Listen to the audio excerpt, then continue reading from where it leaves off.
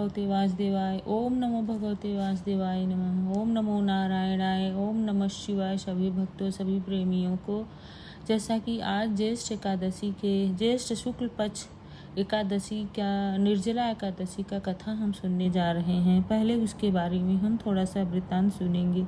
जैसे वर्ष की 24 एकादशियों में ज्येष्ठ के शुक्ल पक्ष की एकादशी सबसे बढ़कर फल देने वाली है। इस एकादशी का व्रत रखने से ही वर्ष भर ही की एकादशियों के व्रत का फल प्राप्त हो जाता है। इस एकादशी में एकादशी के सूर्योदय से द्वादशी के सूर्यास्त तक जल भी न ग्रहण करने की विधान है होने के कारण इसे निर्जला एकादशी भी कहते हैं। ज्येष्ठ मास में दिन बहुत बड़े होते हैं और प्यास भी अधिक लगती है। ऐसी दशा में इतना कठिन व्रत रखना सचमुच बड़ी साधना का काम है। इस एकादशी के दिन अपनी शक्ति और सामर्थ्य के अनुसार ब्राह्मण को अनाज, वस्त्र, छतरी, फल, जल से भरे कलश और दक्षिणा देने का विधान है।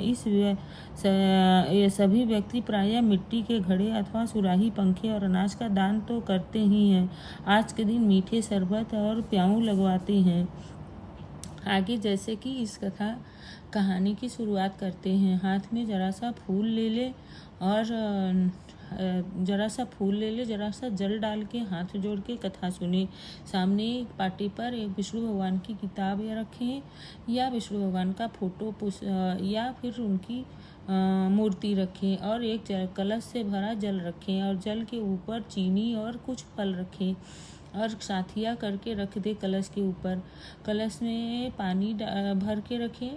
हो सके तो थोड़ा सा उसमें कुछ रुपया डाल दे, चाहे सिक्का 1 रुपया का, 5 रुपया का सिक्का डाल दे और उसके ऊपर चीनी का भरा कटोरी, उसके ऊपर एक आम या कोई फल रखें और कुछ थोड़ा सा रुपया रखें और रख के तब कहानी सुने। जैसे श्री भीमसेन बोले कि हे पितामह, भ्राता युधिष्ठिर, माता कुंती, द्रौपदी, अर्जुन, नकुल और सहदेव आदि एकादशी के दिन व्रत करते हैं और मुझसे एकादशी के दिन अन्न खाने को मना करते हैं।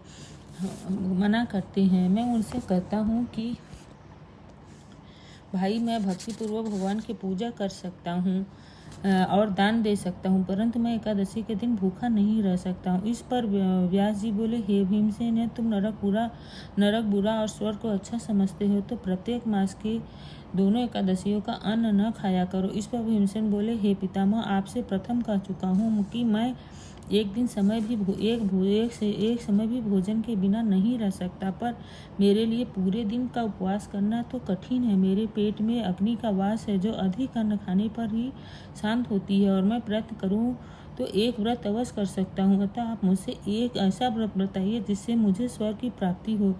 श्री व्यास जी बोले, हे वायुपुत्र, बड़े बड़े ऋषि और महर्षि ने बहुत से शास्त्र आदि बनाए हैं। यदि कलयुग में मनुष्य उनका आचरण करे तो अवश्य ही मुक्ति का प्राप्त होता है। उनमें धन बहुत खर्च होता है।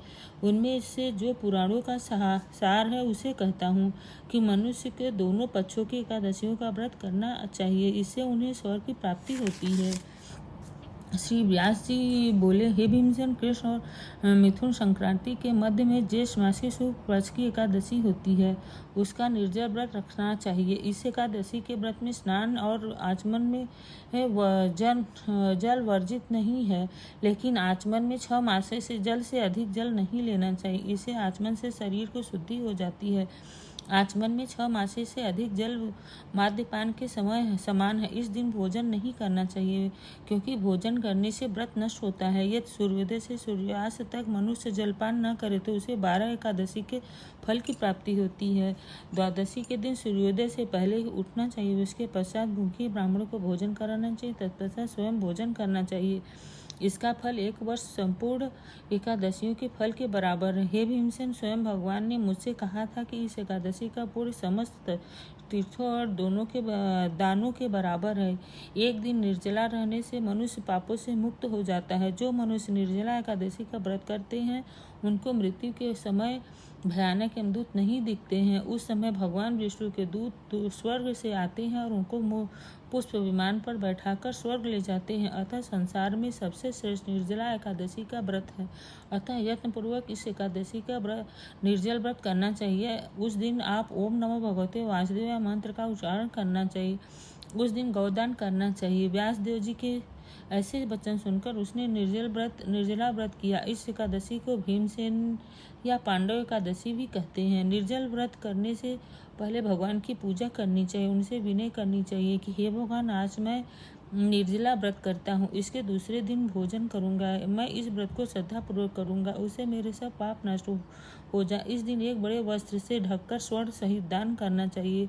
जो मनुष्य इस व्रत के प्रहर में स्नान तप आदि करते हैं, उनको करोड़ फल स्वर्ण दान का फल मिलता है। जो मनुष्य इस दिन यज्ञ होम आदि करते हैं उसका फल वर्णन भी नहीं हो सकता है। इस तरह निर्जल एकादशी के व्रत से मनुष्य विष्णु लोक को जाता है। जो मनुष्य इस दिन अन्न खाते हैं उसे चंडाल समझना चाहिए, वे अन्यथा नरक में जाते हैं। ब्रह्म हत्यारे, मद्यपान करने वाले, चोरी करने वाले, गुरु से द्वेष करने वाले, असत्य बोलने वाले इस व्रत को करने से स्वर्ग को जाते हैं। हे कुंती, जो पुरुष या स्त्री इस व्रत को श्रद्धापूर्वक करते हैं उनके निम्नलिखित कर्तव्य हैं। उन्हें सर्वप्रथम विष्णु भगवान की पूजा करनी चाहिए, तत्पश्चात गौदान करना चाहिए। उस दिन ब्राह्मणों को दक्षिणा मिष्ठान आदि देना चाहिए। निर्जला के दिन अन्न, वस्त्र, छत्र, अपाहन आदि का दान करना चाहिए। जो मनुष्य इस कथा को प्रेम पूर्वक सुनते हैं व पढ़ते हैं उनको स्वर्ग की प्राप्ति होती है। कहते हैं कि इस व्रत को करने से भगवान विष्णु और लक्ष्मी नारायण की कृपा प्राप्त होती है, इसलिए इस दिन लक्ष्मी नारायण के मंत्रों का जप भी करना चाहिए, यथाशक्ति दान करना चाहिए और अपने माता पिता की आज्ञा का पालन करना चाहिए, क्योंकि हमारे माता पिता सर्वोपरि हैं। इस तरह से करते हुए हमें कम से कम 11 वर्ष, 5 वर्ष, 7 वर्ष, जितना वर्ष हमसे हो सके, 1 वर्ष यानी कम से कम 1 वर्ष तो